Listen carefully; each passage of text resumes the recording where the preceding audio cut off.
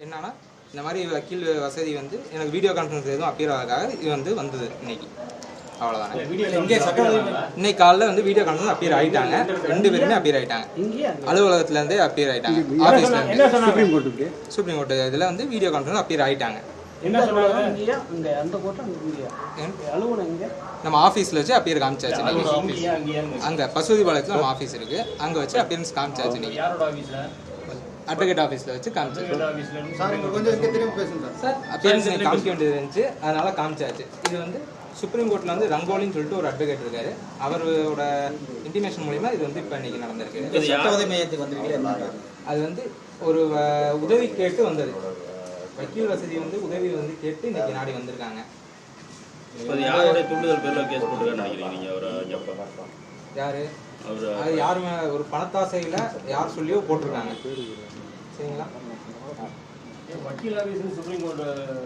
இன்னைக்கு video conference appear ஆகணும்னு இருந்துச்சு, கண்டிப்பாக அப்பியர் ஆகணுங்கிறதுக்காக இன்னைக்கு வந்து அப்பியரன்ஸ் காமிச்சாச்சு. இன்னைக்கு கொடுத்த ஆர்டர் வந்து இன்ட்ரீம் ஆர்டர் தான் கொடுத்துருக்காங்க. இடைக்கால மனு, இடைக்காலமாக ஒரு தீர்ப்பு கொடுத்துருக்காங்க. என்ன கொடுத்துருக்காங்க? விசாரிக்க சொல்லி கொடுத்துட்டாங்க. இன்னைக்கு கொடுத்த ஆர்டர் எல்லாத்துக்கும் தெரியும்ல, அதுதான். என் பேர் தமிழ் முரசு, டி தமிழ் முரசு. என்ன விசாரிக்க சொல்லியிருக்காங்க? இன்னைக்கு சுப்ரீம் கோர்ட்டில் மனு வந்து விசாரிக்க சொல்லியிருந்தாங்களா, அதுதானே. கொஞ்சம் வெளியே கிளம்பணும், அவ்வளோதான்.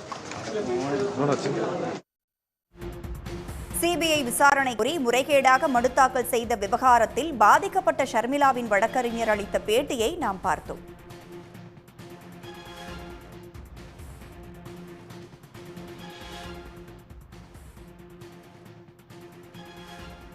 மோசடியால் பாதிக்கப்பட்டவருக்கு உதவும்படி கரூர் மாவட்ட சட்ட உதவி மையத்தில் ஷர்மிளா, செல்வராஜ் கோரிக்கை விடுத்திருந்தனர். உடனுக்குடன் செய்திகளை தெரிந்து கொள்ள சன் நியூஸ் பெல் ஐகானை கிளிக் பண்ணுங்க.